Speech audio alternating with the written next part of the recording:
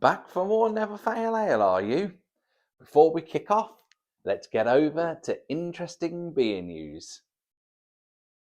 Interesting beer news. It really is very interesting. Terms and conditions apply. Visit a website that doesn't exist for more details. Hello! Sharp's Brewery in Rock Cornwall, which makes the UK's biggest selling cask ale, is set to shut its doors after US owners Molson Coors announced it is looking to close it.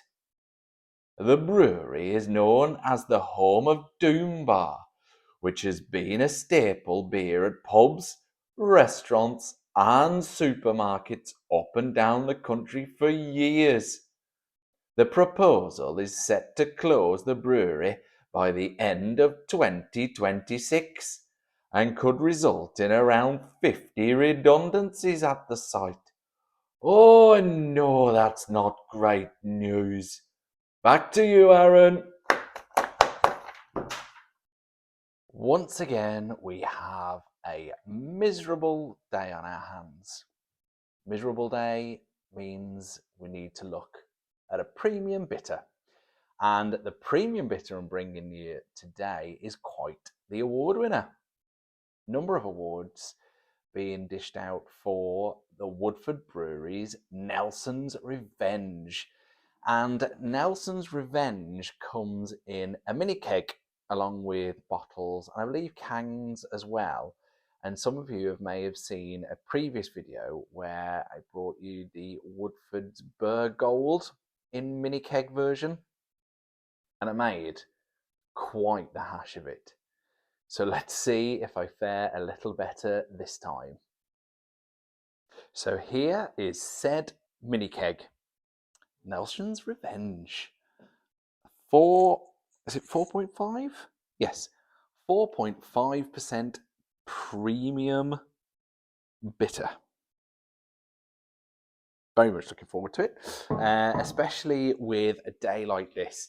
I always find it's nice to have a dark ale during the miserable winter days that we get sometimes.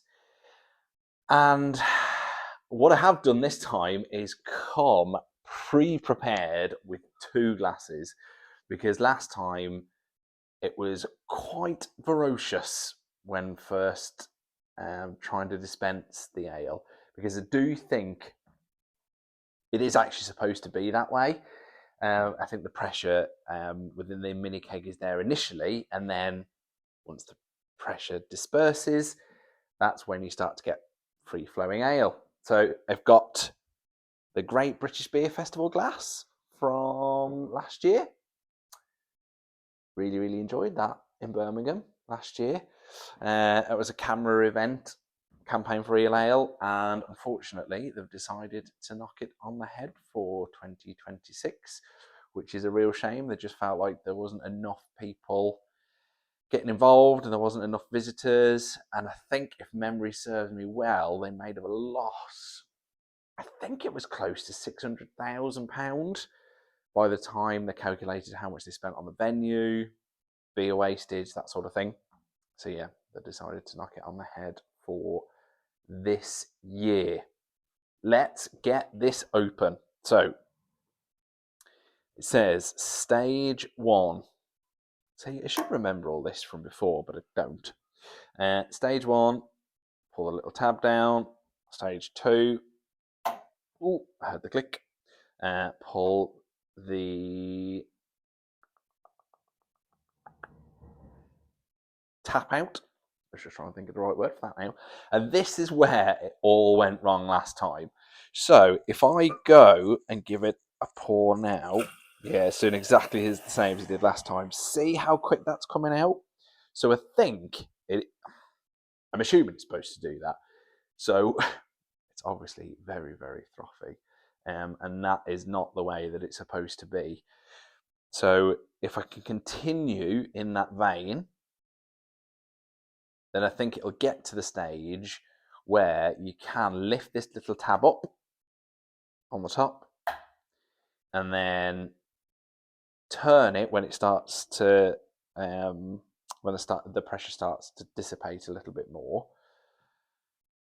And then I hope we get some free-flowing beer.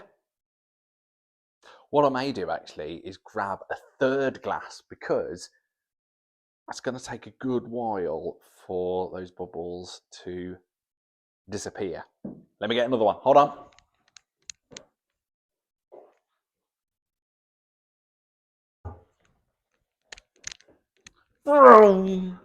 Another one. Let's keep going, see what happens. It's a bit of a disgrace using a Bass glass. Ah, here we go, look. So yeah, it is starting to slow down already. There we go. And it's starting to flow really quite nicely now. Perfect. So I actually think I've got the hang of the Woodford mini keg. Even though initially, see there, look, that's what first came out of the keg. But now, vented the top. Look at that. Ta-da! I think I've cracked it. Whilst pouring those first two initially, I could smell the ale, and it smells really, really quite nice. But it's got a lovely, lovely dark colour to it. Once again, I do really enjoy a premium bitter, particularly in the winter. It's got like a certain warmth to it. Yeah, it's a nice smell, that. You can see there, look. Really nice colour. Oh, so inviting. So the Nelson's Revenge boasts 5 varieties of hops. Woodford don't actually detail the hop varieties that they use, so they've kept it quite the secret. So let's give it a taste.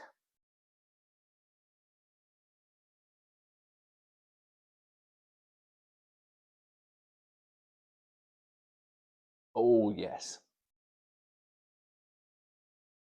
See, this is what I love about a mini keg, is the fact that you get that real cask ale taste. Something that I really miss sometimes when not being able to get a good premium ale from cask at a pub. The mini keg definitely serves that purpose. Initial kind of tastes for me, kind of a bit like a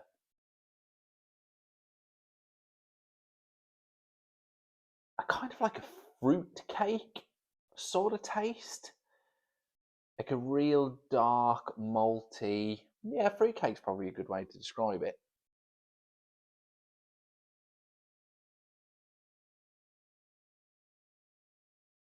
Yeah, really nice, malty. A warmth to it, a warmth that I really enjoy from an ale when it comes to the winter months. Don't know what it says, so I probably should have read this before hitting record. So Nelson's Revenge is a delicious classic bitter made with 5 different varieties of hops. And it just goes on to say it has a complex aroma of citrus and spice. Yeah, definitely get like a. It is. It's strangely quite floral on the nose, and then that really nice kind of dried fruit cake type taste to it. Woodford's been in Norfolk. I know historically have been an absolute cracking brewer, so I have looked forward to trying this in mini keg, and to me, quite a success. Cheers.